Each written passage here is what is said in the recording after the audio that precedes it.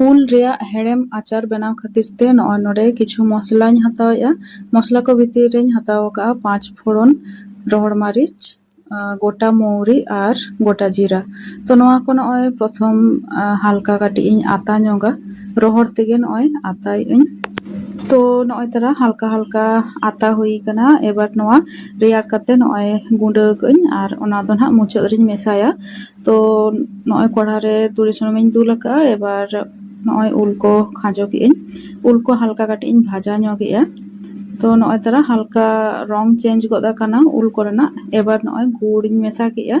गुड़ मेसा काते हो भागे ठीक इन घंटा मेसाया और नोय तरा गुड़ हो गोलाव कना और हेडेज एहब गोदा कना।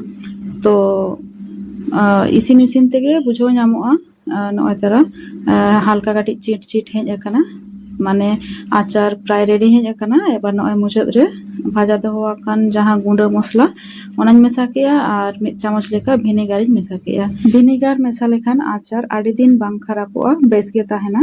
तो ओना खातिर 1 चामच गान ভিনেগার इन मेसा किया और ओना परे हिलो नोय जार रे भराव कातिन दोहोएआ।